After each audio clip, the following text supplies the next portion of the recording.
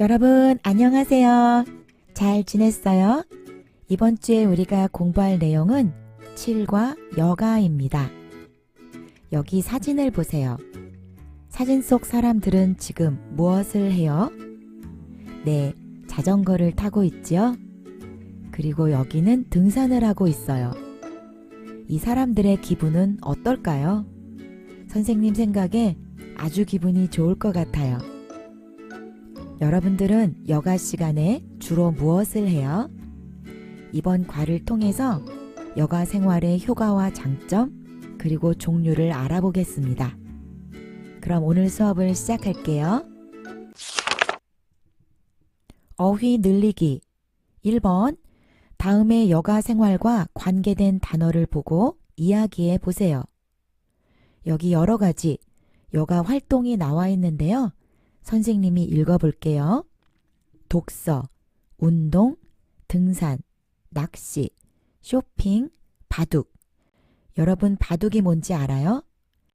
바둑을 두다 라고 말하는데요. 전에 인공지능 알파고와 한국의 이세돌 구단 간에 바둑 대결이 있었습니다. 인공지능과 인간의 대결, 이런 제목으로 많은 사람들의 관심이 집중되었었는데요. 5번 대결을 해서 4번 인공지능이 이기고 한 번은 이세돌 구단이 승리를 거두었습니다. 다음, 여행, 산책, 낮잠, 음악 감상, 그리고 축구나 농구와 같은 경기 관람, 영화 관람, 공연 관람. 여러분은 여가 생활을 할 수 있을 때 무엇을 하고 싶어요? 여기 선생님이 영상을 하나 준비했는데요. 이 영상을 보면서 한국인들은 여가 시간에 주로 무엇을 하는지 같이 알아보겠습니다.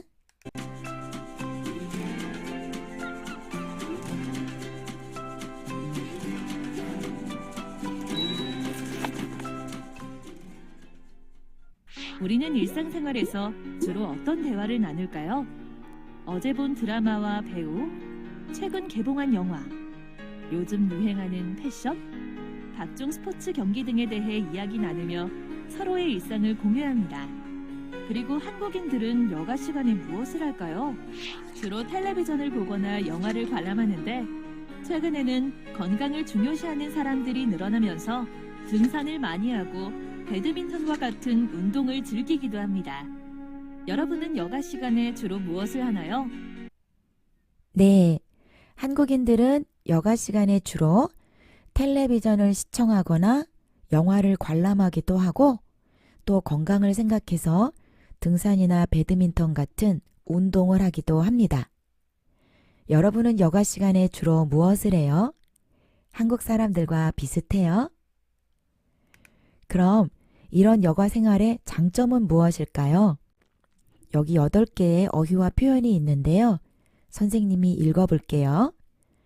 신이 나다, 재충전을 하다, 사람을 사귀다, 활력이 생기다, 자기 개발을 하다, 기분 전환을 하다.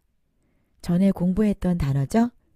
새로운 것을 배우다, 시간을 의미 있게 쓰다.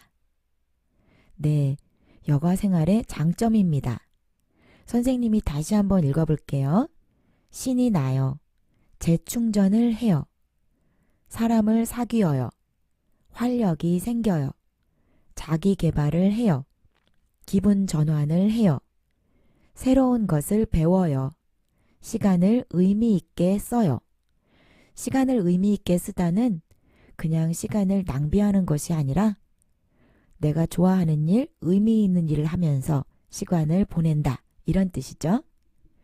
자, 그럼 이 외에도 스트레스가 풀리다, 날아갈 것 같다, 피로가 풀리다, 신이 나다, 머리가 상쾌해지다, 마음이 가벼워지다, 에너지가 생기다.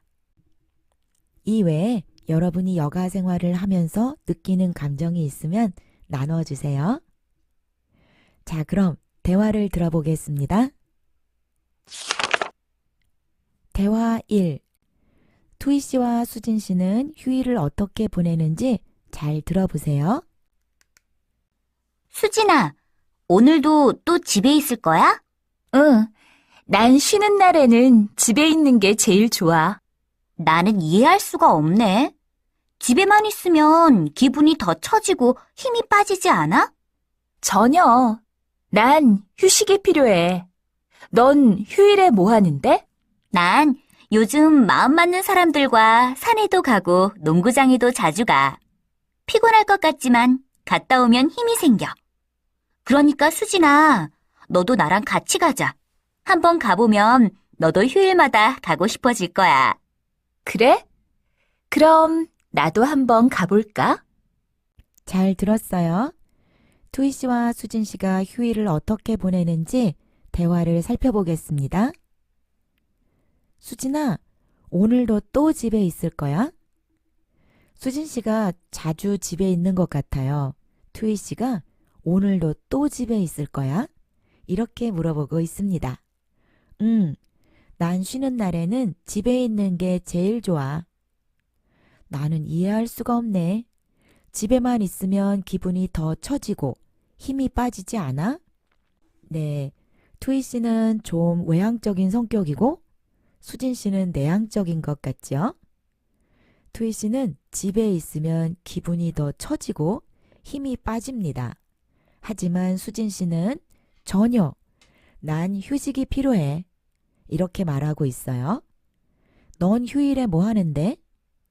난 요즘 마음 맞는 사람들과 산에도 가고 농구장에도 자주 가. 마음이 맞다. 어떤 사람들과 마음이 맞다는 말은 그 사람들과 좋아하는 것이나 생각하는 것도 비슷하고 그래서 친하게 지낸다. 이런 뜻입니다. 피곤할 것 같지만 갔다 오면 힘이 생겨. 그러니까 수진아, 너도 나랑 같이 가자.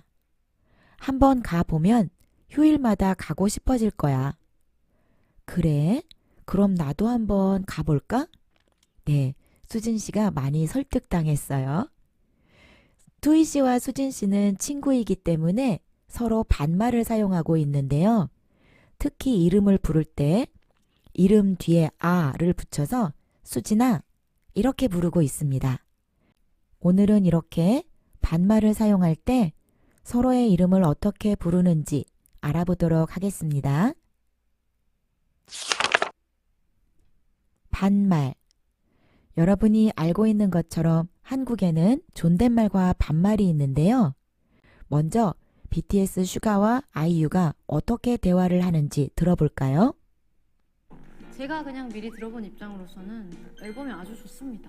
팬이 아닌 분들이 듣기에도 재밌고 되게 알찬 앨범이 되지 않을까라고 저도 한번 예측을 해보겠습니다. 팬이 아닌 분들이 들을까요? 듣지? 듣죠. 그런가? 네. 네. 슈가와 아이유는 동갑이에요. 나이가 같아요.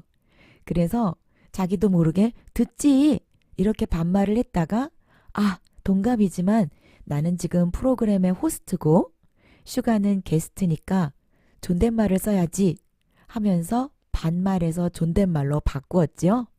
듣지? 듣죠. 자, 그럼 한국 사람들은 언제 반말을 사용할까요? 제일 먼저 생각할 수 있는 상황은 나이가 어린 사람. 나이가 어린 사람에게 반말을 써도 됩니다.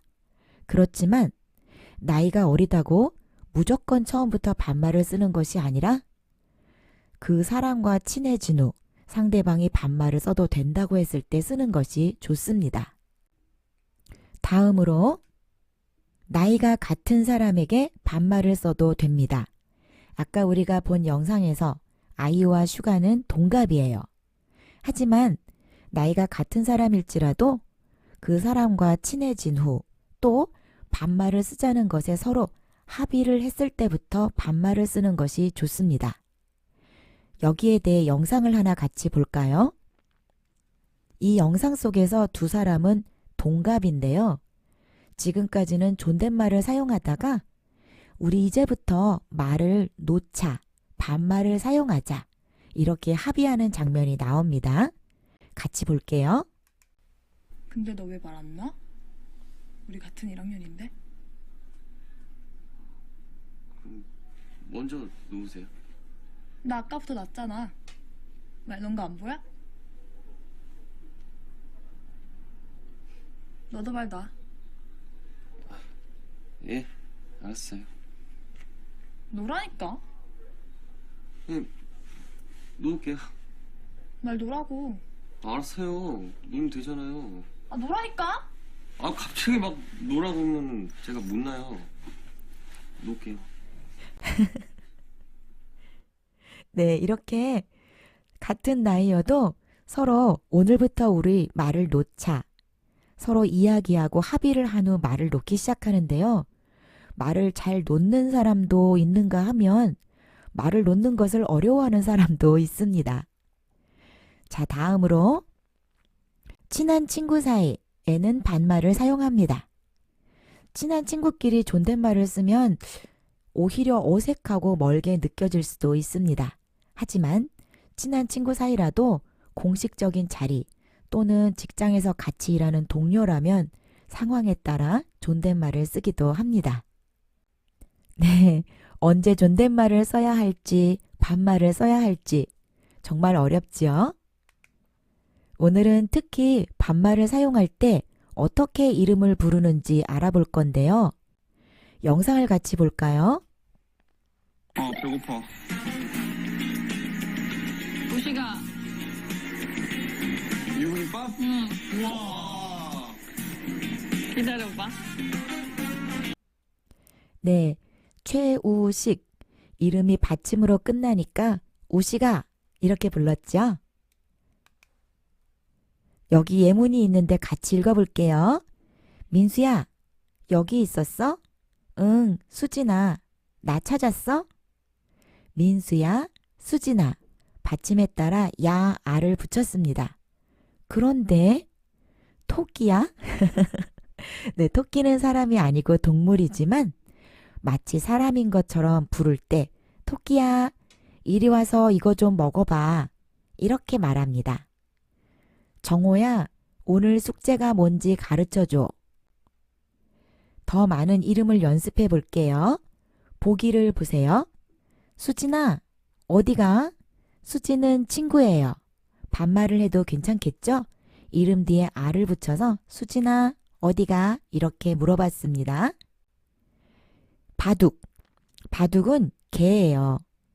개의 이름이 바둑일 수도 있는데 바둑은 보편적으로 개를 부르는 이름입니다. 그래서 한국 사람들은 그 개의 이름을 모를 때 바둑아 이렇게 부르기도 해요. 바둑아 밥 먹어. 그리고 옆에 보면 고양이가 나와 있는데요. 나비.